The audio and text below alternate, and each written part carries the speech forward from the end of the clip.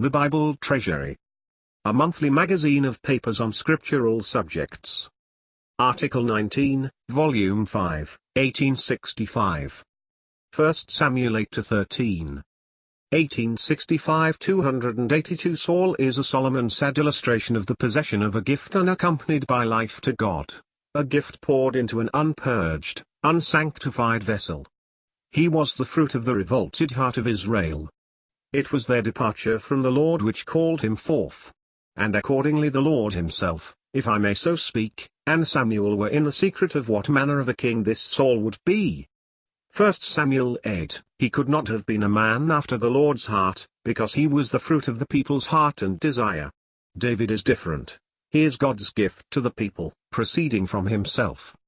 Saul is, however, bestowed on the people according to men's desire, duly anointed, and endowed, and turned into another man, that is, made a gifted instrument, or a fitted vessel, for the service of Israel. 1 Samuel 9. His appointment to the kingdom is verified in the mouth of witnesses, the accomplishment of signs, and then he has to do as occasion demands, to obey the word of the Lord. 1 Samuel 10 verses 7 and 8. Thus he is set a-going. But there is no exercise of conscience, no godly acceptance of his places under God, nothing that bespeaks a change in the scent or taste of nature. All that we get is a filled vessel, or a gifted instrument. An occasion arises to make a demand on Saul. This is the haughty challenge of Nahash the Ammonite. It was just such an occasion as calls forth the exercise of his gift. He heads an army under the energy of the Spirit, contends with the foe, and humbles the pride of the king of Ammon. 1 Samuel 11. The people are all enthusiasm. They are for taking vengeance at once on the men who had before despised the son of Cis. For the gift in his hand had now served them, working a great deliverance from a proud oppressor, and they rejoice in the king. They shelter under his shadow, indifferent, so that it shelter them, whether it be the shadow of a bramble or a cedar. Samuel, however, is not of that mind.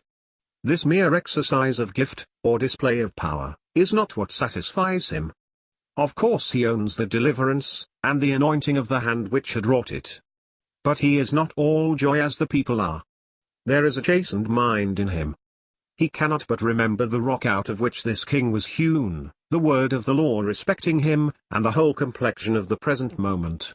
He, therefore, warns the people, and speaks as intimating that they would do well to moderate their exultation. Saul's gift had been indeed vindicated. But Saul himself had not been as yet proved. An occasion had tested the gift, but the commandment had not yet tested the heart of the king.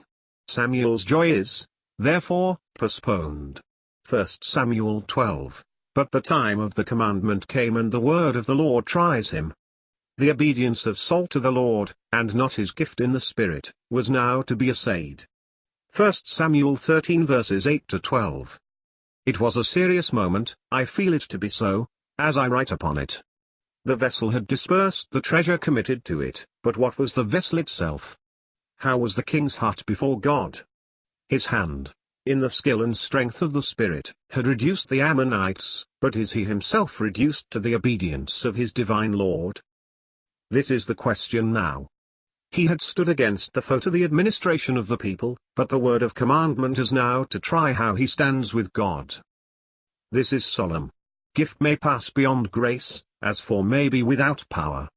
And Saul's heart toward God is found hollow, though his hand had exercised its talent to admiration.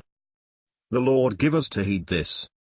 In the times of the New Testament, the Corinthians came behind in no gift, but withal there was moral relaxation, and the need of a girding of themselves afresh in the life and vigor of personal godliness.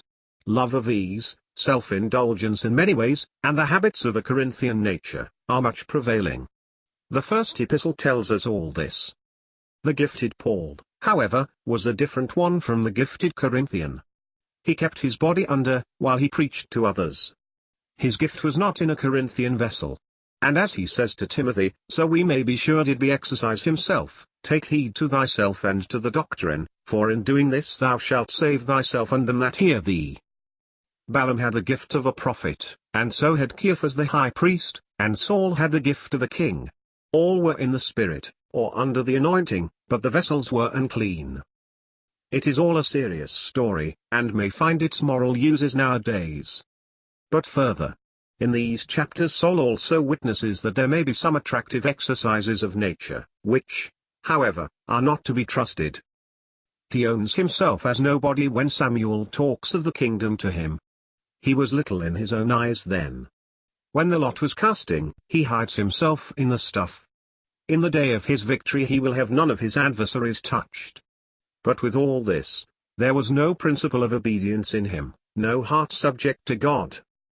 It is, indeed, a solemn picture, a splendid gift in an unclean vessel, and much showy exercise of affection, without a subject heart.